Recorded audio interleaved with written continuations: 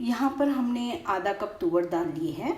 आप तुअर दाल की जगह पे मूंग दाल, उड़द दाल, चना दाल, कोई भी दाल इस्तेमाल कर सकते हैं। इसे मैंने पानी में रखा है सोक होने के लिए। 2 से 3 घंटे के बाद हम इसे चेक करेंगे। आप देख सकते हैं 2 घंटों में ये दाल काफ़ी फूल गई है और अब हम इसे दरदरा पीस लेंगे।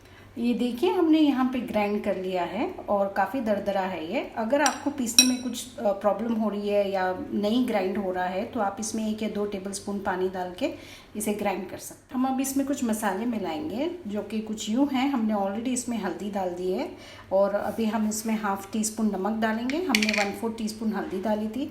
½ टीस्पून हम इसमें धनिया पाउडर डालेंगे और ½ टीस्पून हम इसमें कुटा और भुना हुआ धनिया पाउडर डाल देंगे और इसमें हम हल्की सी हींग भी डाल के इसे अच्छे से मिक्स कर लेंगे। इस मिक्सचर में अभी हम एक छोटी सी कटी हुई प्याज भी मिलाएंगे और साथ में आप चाहें तो कोतमीर पुदीना भी ऐड कर सकते हैं। मैं यहाँ पे ½ टीस्पून जिंजर पेस्ट ले रही हूँ और साथ ही में हम 1 टीस्पून इसमें ग्रीन चिली पेस्ट डाल के इसे अच्छे से मिक्स करेंगे। हमारे पास जो अभी लॉकडाउन में स्पाइसेस अवेलेबल है हम लोग बस वही इस्तेमाल कर रहे हैं। इस मिक्सचर को हमने बहुत अच्छे से मिक्स कर लिया है। अब आप इसका टेस्ट कर सकते हैं। मिर्ची और नमक अपने हिसाब से आप इसे यहाँ पे कढ़ाई में तेल गरम करने को रखा है और अभी हमारे इस मिक्सचर को हम ऐसे गोल करके इस तेल में डालते जाएंगे।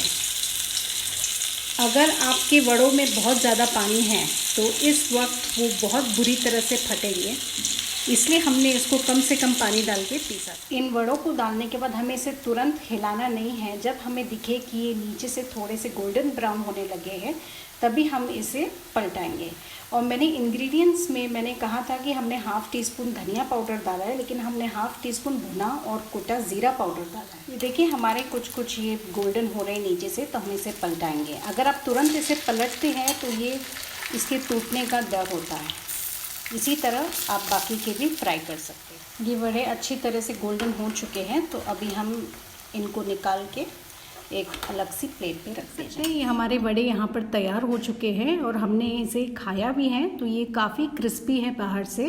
एंड जैसे मैंने कहा ये लॉकडाउन है तो आप और भी अपने हिसाब से स्पाइसेस जो अवेलेबल है या हर्ब्स एंड दूसरे वेजिटेबल्स वो भी ऐड कर सकते हैं।